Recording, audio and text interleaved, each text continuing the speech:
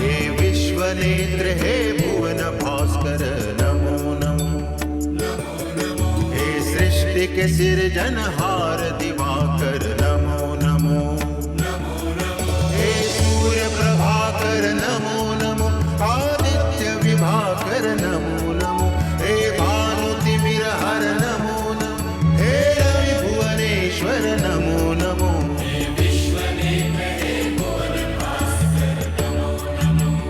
नमो नमो।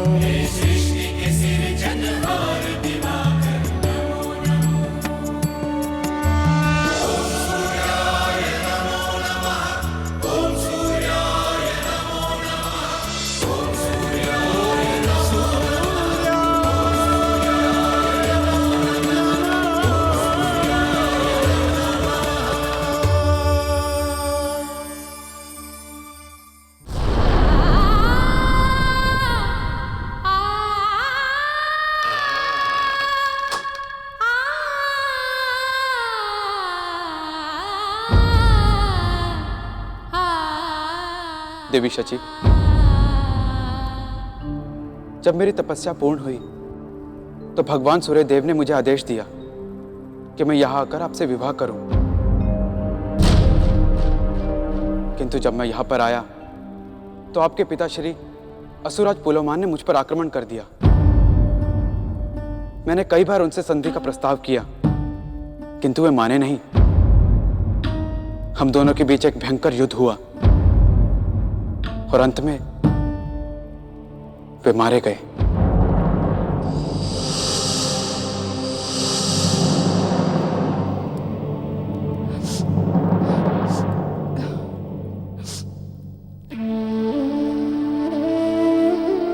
मैंने ये कभी नहीं सोचा था कि मेरे सच्चे प्रेम का परिणाम ये होगा।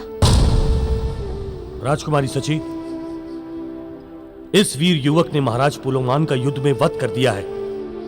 इस कारण इसे ही हमारा राजा होना चाहिए। किंतु ये युवक हमारा राजा बनना स्वीकार नहीं कर रहा। राजकुमारी सची, अब आप ही इस समस्या का कोई हल निकालिए। अदिति नंदन इंद्र ये सब ठीक कह रहे हैं। असुर नगरी का राजा बनने का अधिकार केवल आपको है। क्षमा करें देवी शची, मुझे अभी बहुत से अधूरे कार्य पूरे करने हैं। मुझे 1000 अमोघ यज्ञ करने हैं, इसलिए मैं यहां रुक नहीं सकता। और जब मैं यहां रुक नहीं सकता तो मेरा यहां का राजा बनना उचित ना होगा। तो फिर आप ही इसका कोई उपाय समझाइए। इसका उपाय तो सरल है। सदा से असुर जाति बल के आधार पर अपना राजा चुनती आई है। तो आप सब एक बल प्रतियोगिता आयोजित कीजिए। जो विजयी हो उसे राजा घोषित कीजिए। ये प्रस्ताव तो मुझे आपका उचित लगता है। तो फिर निर्णय हो गया। शीघ्र ही बल प्रतियोगिता होगी। जो व्यक्ति विजयी होगा उसे यहाँ का राजा घोषित किया जाएगा।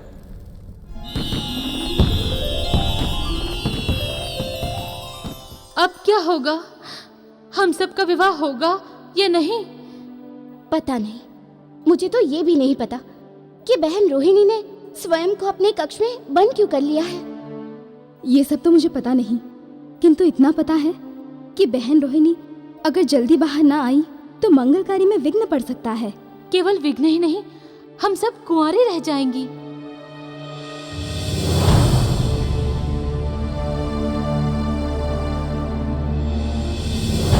पुत्रियों, तुम्हारी बहन रोहिणी ने विवाह मंडप में आने से मना क्यों कर दिया? क्या कोई अप्रिय घटना हुई थी? कुछ नहीं पता पिताजी।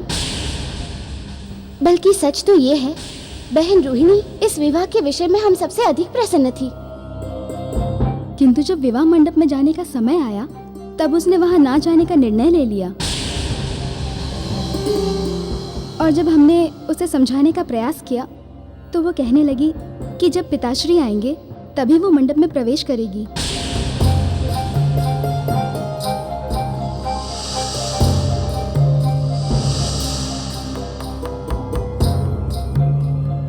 कोई बात नहीं, हम रोहिणी को समझाएंगे।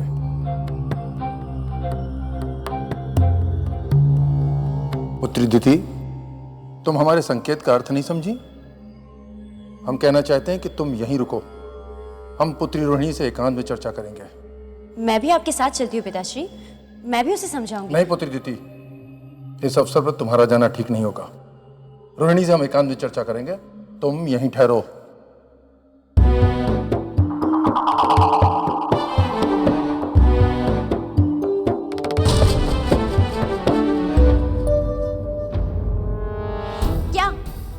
क्या देख रहे हो तुम सब?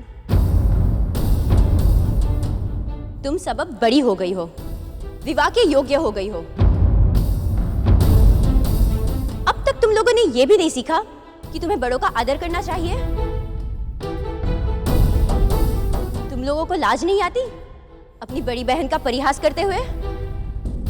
सब पिताश्री की भूल है, उन्होंने आवश्यकता से अधिक लाड दे रखा है तुम लोगों को, इसलिए तुम सबको अच्छे बुरे की सुध नहीं रही। सारी शिष्टता और सभ्यता को ताक पर रख दिया है तुम लोगों ने। तुम सब यहाँ क्यों खड़ी हो? और रोहिणी कहाँ है?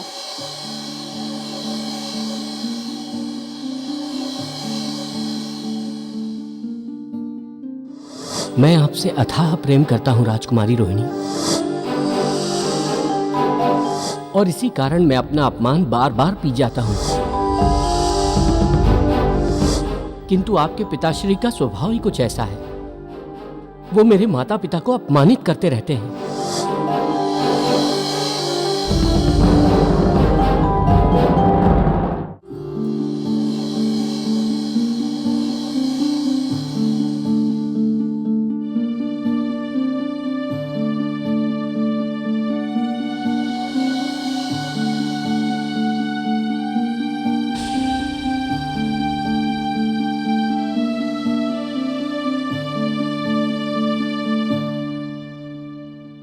कितनी सुंदर लग रही है हमारी पुत्री रोहिणी। तुम्हें देखकर तो स्वयं सौंदर्य की देवी को भी लज्जा आ जाएगी। पिताश्री,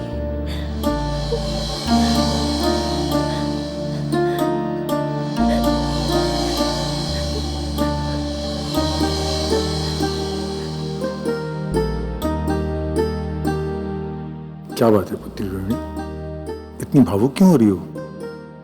मुझे नहीं लगता था कि आप आएंगे पिताश्री। क्यों नहीं आएंगे? ऐसा कभी हो सकता है कि हमारी प्रिय पुत्री रोहिणी हमें बुलाए और हम ना आए?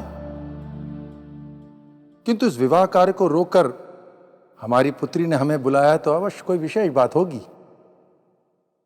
बताओ, इस अवसर पर सब कुछ छोड़कर हमें क्यों बुलाया है? मुझे एक वचन चाहिए पिताश्री। वचन की तुम्हें क्या आवश्यकता है पुत्री? तुम जो कहोगी हम वो करेंगे। नहीं पिताश्री, आप मुझे वचन देंगे तभी मैं विवाह मंडप में जाऊंगी।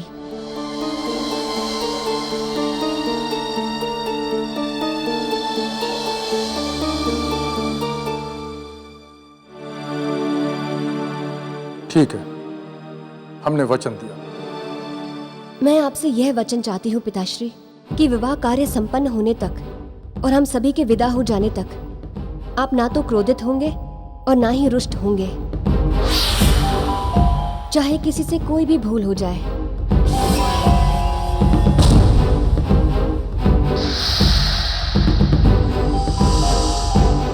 पुत्री रोहिणी, हम कोई मूर्ख हैं जो अकारण रुष्ट होंगे? हम तभी क्रोध करते हैं जब लोग कोई भूल करते हैं या मूर्खता भरी बातें करते हैं। लोग तो मूर्खताएं भी करेंगे और भूल भी करेंगे पिताश्री, किंतु मुझे आपसे यही वचन चाहिए कि यह सब हो जाने के बाद भी आप क्रोध नहीं करेंगे, क्योंकि मैं चाहती हूँ कि जब मैं यहाँ से जाऊं तो आपका मुस्कुराता हुआ चेहरा देखूं।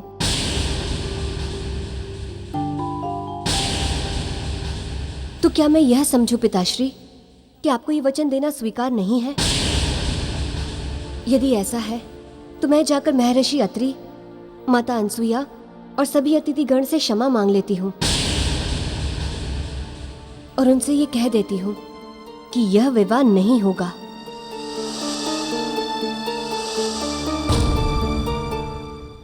नहीं पुत्री, ऐसा नहीं हो सकता। चंद्रदेव से विवाह तुम्हारे जीवन का सबसे सुंदर स्वप्न है। हम इसे भंग नहीं होने देंगे। ठीक है, हम तुम्हें वचन देते हैं।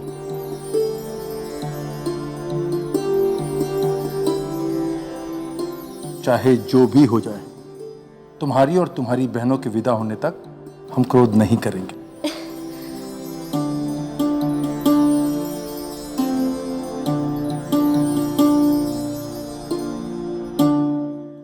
चलो अब चलें, मुहूर्त का समय बीता जा रहा है।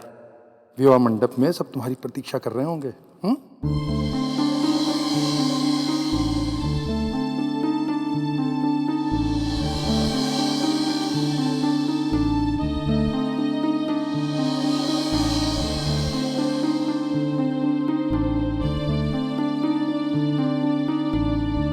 ऋषिवर कश्यप, मुहूर्त काल आरंभ हुए 2 घड़ी से अधिक का समय हो चुका है, परंतु अभी तक न तो कन्याएं विवाह मंडप में उपस्थित हुई हैं और न ही प्रजापति दक्ष यहां आए।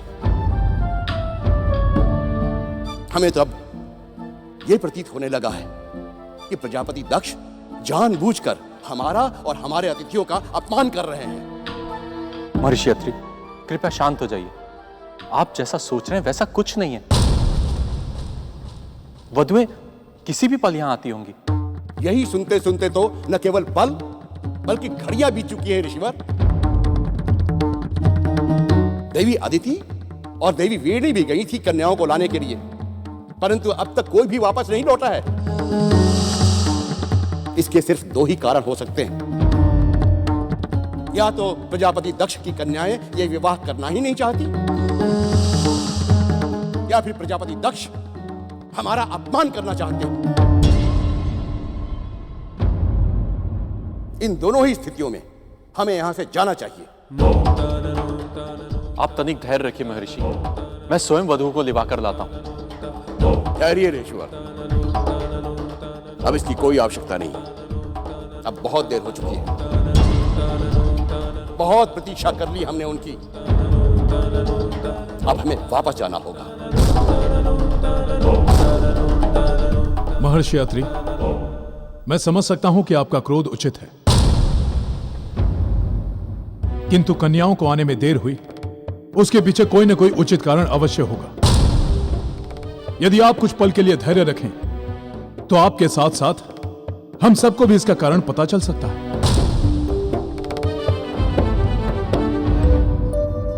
हमारी संस्कृति में अतिथि को देवता माना जाता है, परंतु आपके पृथ्वी सम्राट के मन में पधारे हुए अतिथियों के प्रति तनिक भी श्रद्धा का भाव नहीं है। इसलिए हमारा यहां से चले जाना ही उचित होगा।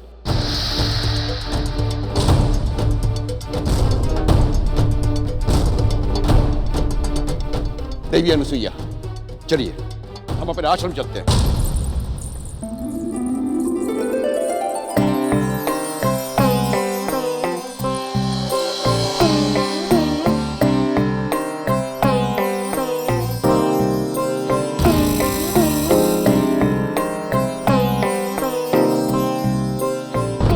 यही अवसर है मित्र दक्ष को भड़काने का और अपनी मित्रता की धाक जमाने का। महर्षि अत्रि, आप तो विवाह मंडप छोड़कर जाने के लिए बड़े उतावले हो रहे थे। क्या हुआ, रुक क्यों गए? आप जा सकते हैं, किंतु एक बात याद रखिए कि ये आपके पुत्र का सौभाग्य है कि उसका विवाह पृथ्वी सम्राट प्रजापति दक्ष के कन्याओं के साथ हो रहा है। अन्यथा पृथ्वी सम्राट प्रजापति दक्ष की कन्याओं के लिए इस संसार में उपयुक्त युवकों की कोई कमी नहीं है। शुक्रदेव, लगता है आप नहीं चाहते कि यह विवाह संपन्न हो। आप सचमुच चाहते हैं कि हम यहां से वापस चले जाएं?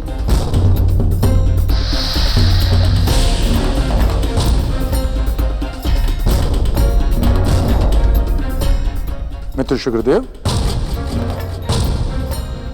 क्या बात है? आप लोग किस विषय पर चर्चा कर रहे हैं?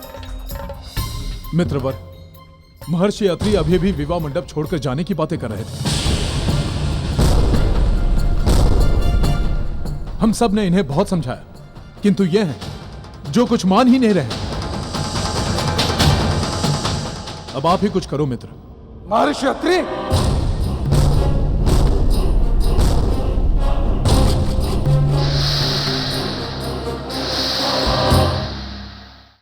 महर्षि अत्रि,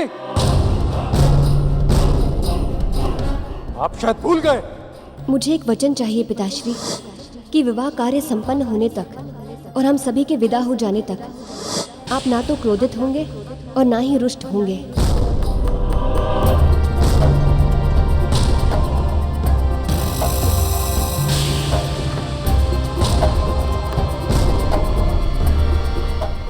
महर्षि अत्रि, कन्याओं के विवाह मंडप में देरी से आने के लिए हम आपसे क्षमा मांगते हैं।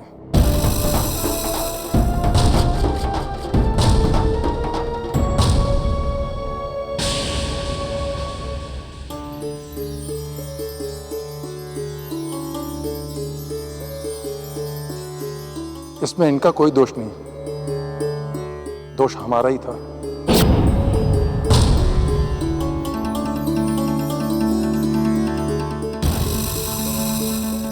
हम आपसे एक बार फिर क्षमा मांगते हैं और आपसे अनुरोध करते हैं कि विवाह का मंगल कार्य आरंभ करें।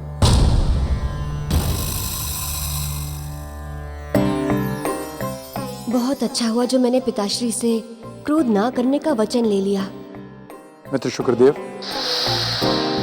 कृपया करके विवाह का विधान वर और वधू को समझाएं।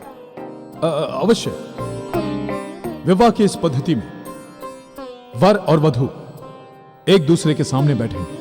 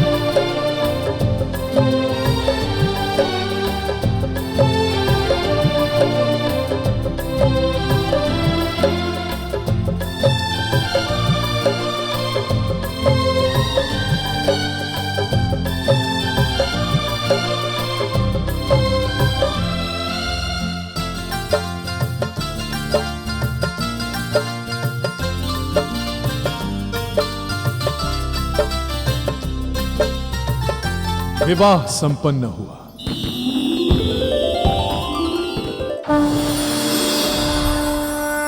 ओम भास्कराय नमो नमः। ओम दिवा